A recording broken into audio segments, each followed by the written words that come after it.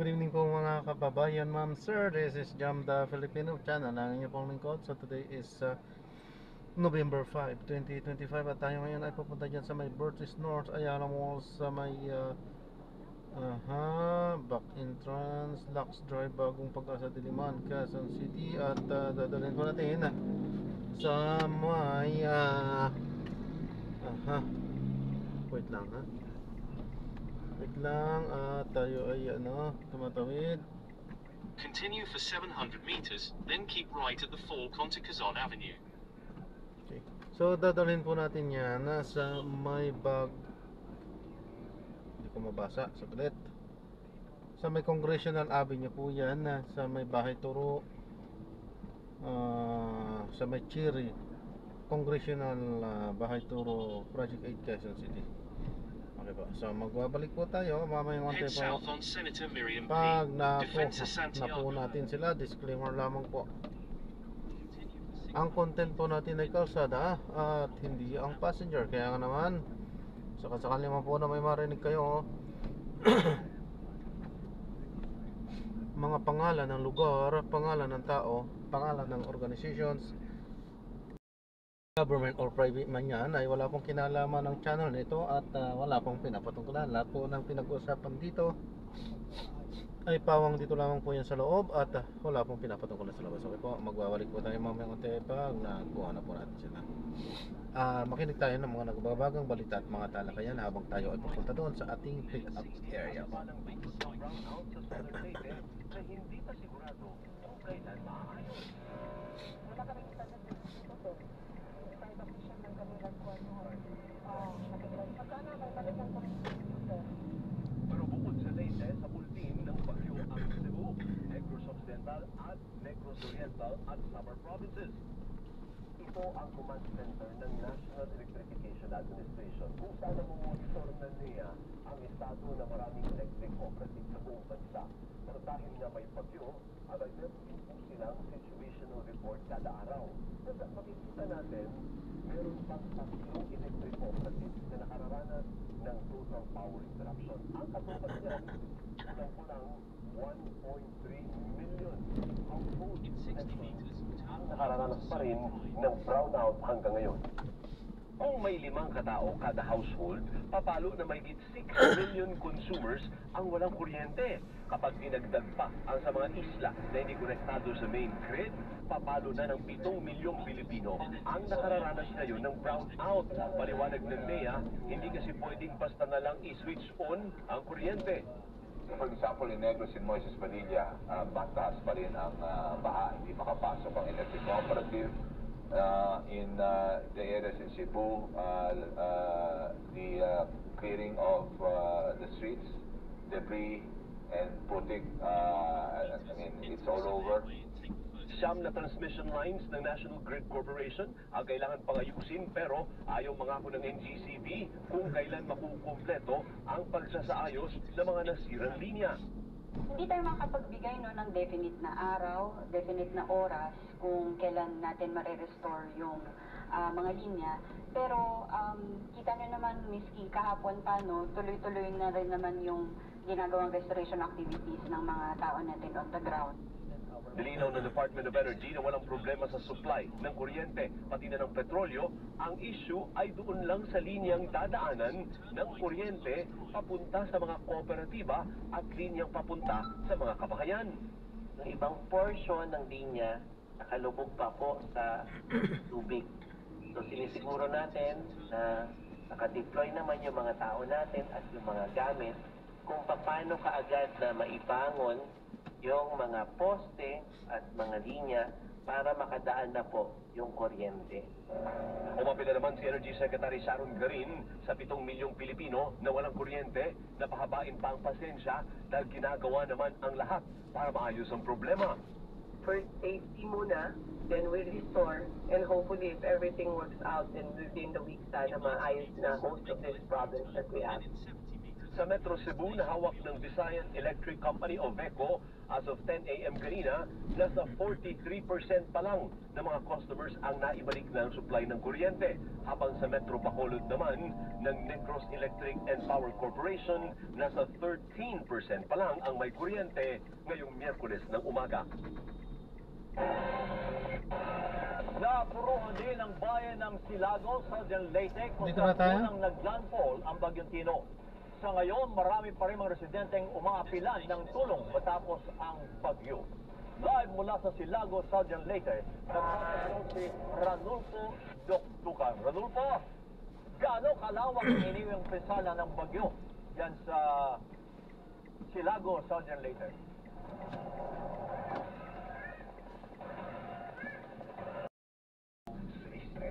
At DZMM Teleradyo. Dito, walang kwentong mananatiling sikreto. Napapanood namin yung tunay na balita. Higit sa lahat, walang facing. Hindi na balita. DZMM Radio Patrol sa Isprenta. Muna sa balita, muna sa public service. Oras, 7:53 ng gabi. Tanggap tayo muli ng balita mula sa ating Radio Patrol reporter.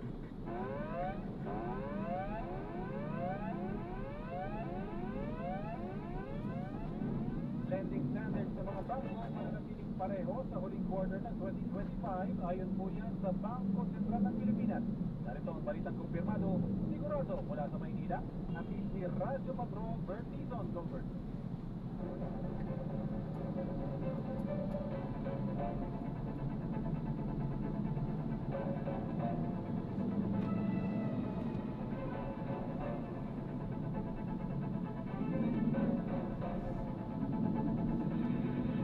Go ahead, sir. Yes,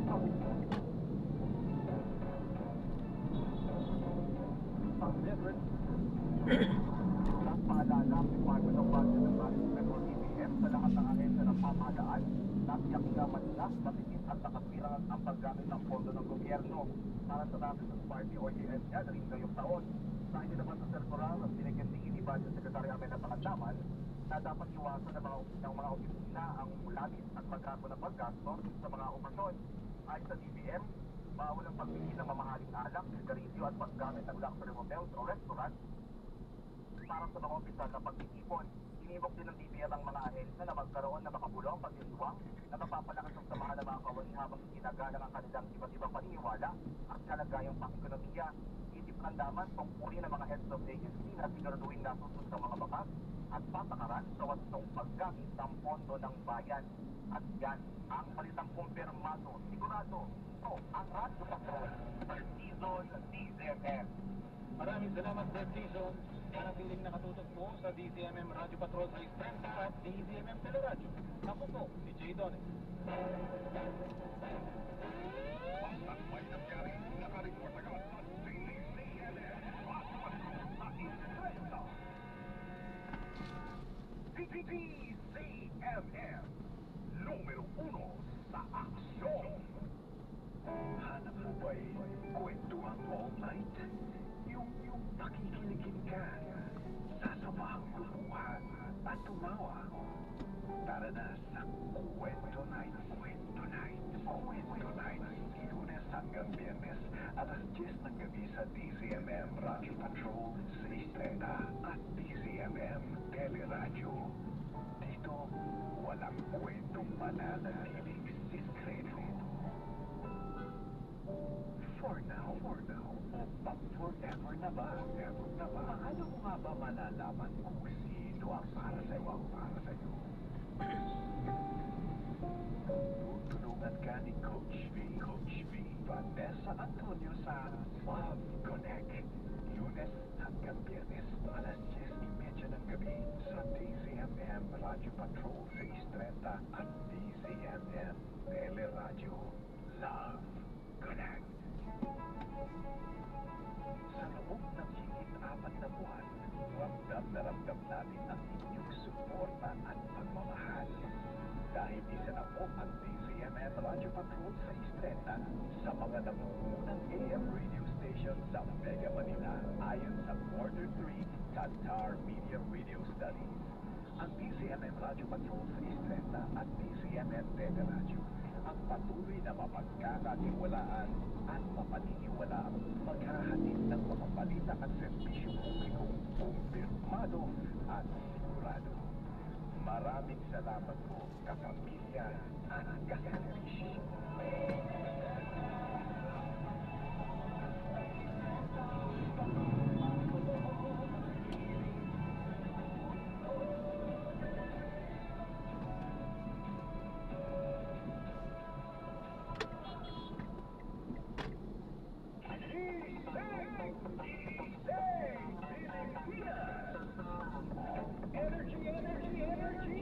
Ang hatid namin tuwing umaga kasama ang mga sisiksik ng 6 a.m. ng talakayan, balitaan at kwentuhan. Alvin L. Chico sa alas 6 at kasama si Lois Licornia sa alas 7:30, Lunes hanggang Biyernes sa DCMM Radio Patrol sa Istreta at DCMM Teleradyo.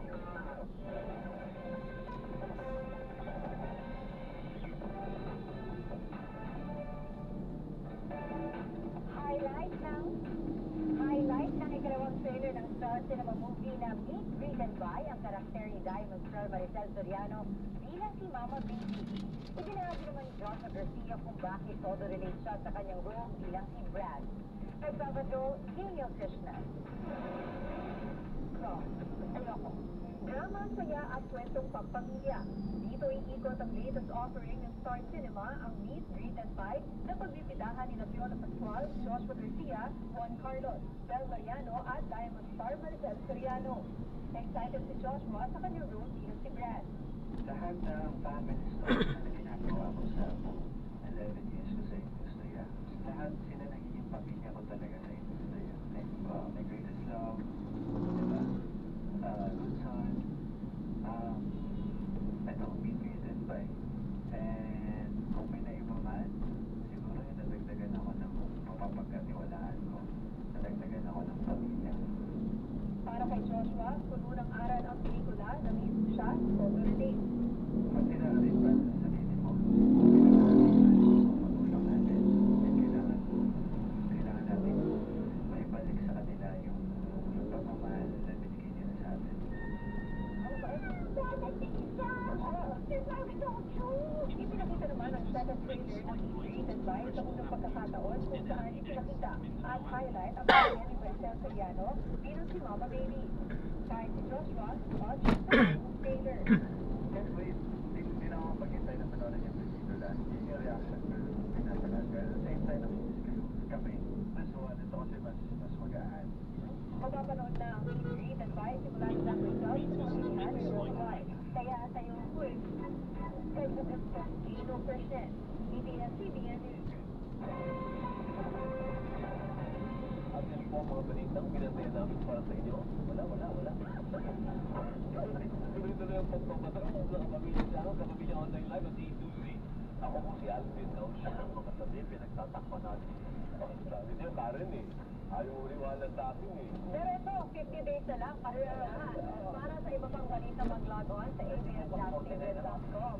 Maaari nyo rin i-scan ang QR code sa inyong screen para mapanood ang ating YouTube channel. Ang mga latest news o balikan ng mga balita na hindi nyo napanood. Napakinggan din po ang TV Patrol sa DCMM Radio Patrol sa Istreta. Anumang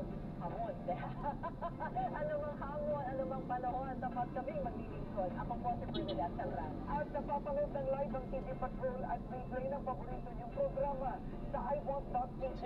Nandito kami para sa inyo saan man sa mundo. Ako po si Karen Ladela. At sama-sama pa rin tayo gabi-gabi sa All TV. Ako naman po ang inyong kabahay si Tony Di Castro sa pangalan po ng ABS-CBN News in the service sa Pilipino. Maraming pong salamat at magandang gabi. Bayan.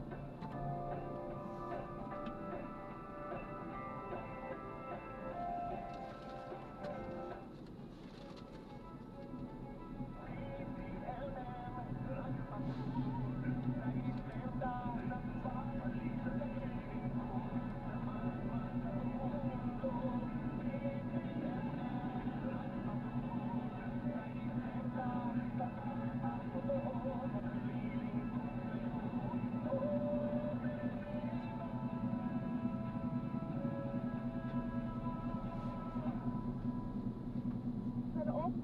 pagtagpuan, ramdam na ramdam namin ang inyong suporta at pagmamahal. Dahil isa na ang DZMM Barrage Patrol sa Estrenda sa mga nangmunang AM radio station sa Mega Manila. Ayon sa third quarter ng Qatar Media Research Studies. Number 3 na po tayo mga kapamilya, ang DZMM Barrage Patrol sa Estrenda at DZMM Teleradio, mapagkakatiwalaan at mapaniniwalaan. At ang spot record, numero 1 sa pag-asin sa mga balitang kumpirmado, sigurado. Maraming salamat sa pamilya at ganda-ganda. At ang oras, 2 minuto makalipas ang alas 8 ng gabi. Ang oras na ito ay hatid sa inyo ng GCash. Ngayong papalapit na ang Pasko, bukod sa sangkat utak na regalo, maapaw na rin ang X-Camps.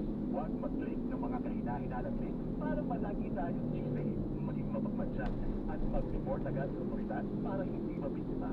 Huwag hayaang sirain ng scammers at iwan ng pagbibigayan at pagmamahal.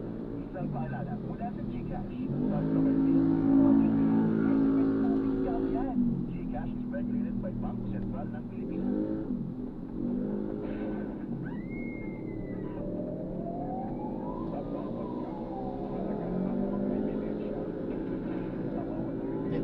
Sa kabila po? Ay, iikot na lang natin ito. Ito. Para alamin, siyasahin at hanapin ang katotohanan sa likod ng mga kaso at krimen na dapat solusyonan. Hatid nila Jessica Barat at Dorothy Pagdianos. Walang palalampasin detalye ang nakatala sa SpongeBob Report.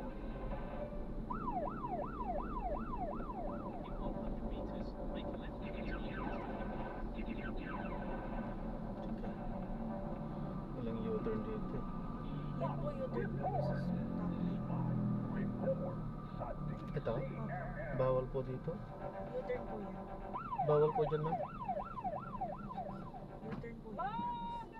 Hindi po nga, bawal po yun, ma'am. Nakastop lang po pero U-turn po. Araw po ngayon ng Wednesday. Nasaan na ba yung ano dito?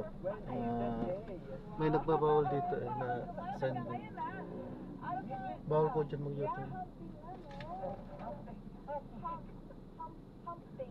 Hump day ba tawag? Parang may hump kasi. May natutunan akong bago. Paano ka na pag wala ako? Hindi mo malalaman yun. Hump day pala tawag sa Wednesday. Yes. Ay, naku po. Patarapod na po. Ako pa rin po si Marlene Padierno. Hello, good evening. Ako po si Michael. So, wake up. Ang day ngayon. Day na lang. Bawal yan. Calm down. Bukas, first time din. Ano tabi doon? Ano, countdown? Countdown. Ayan. Ay, parang sa nag-uusapan na.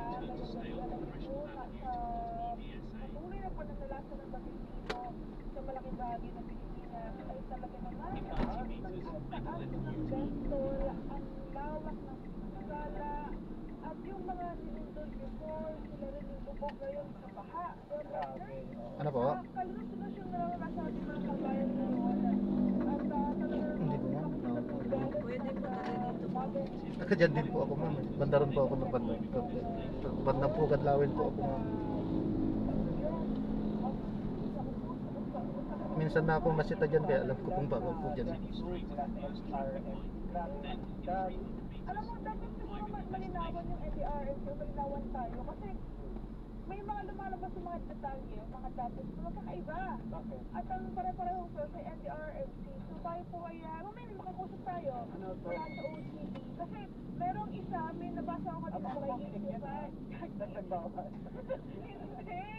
Meron kasi isa kanina, may 85. May death mo 85. Tapos yung nabasa ko, may 91. Oo, may tapos tumataas. Pero kasi partner, kung ito total, parang may mga data kasi na ito total mo, hindi 85. So hihingi tayo ng update mamaya ng kaos natin. Oo, okay sa civil defense. Pero malagay yung pinaka,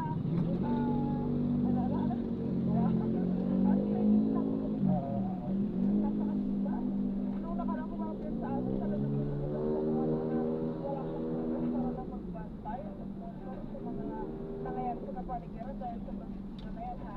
At isa pa partner, yung epekto rin o yung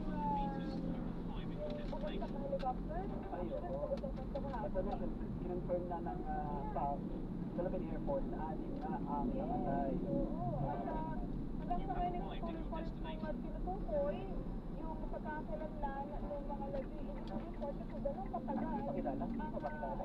Oo, ang investigation process. Ibig sabihin, partner, sobrang reckless siguro. Ito ba yun, ma'am? Oo. Mga labi, ano? Kasi talaga, ang hindi sa kilala Ito ba yun, ma'am? Harap na natin sila. So maraming salamat po sa panonood. Hanggang sa muli po. Ingat po at God bless. Paalam po muna. Pansamantala tayo ay gagawa na ng ibang video sa ating susunod na mission. Paalam po.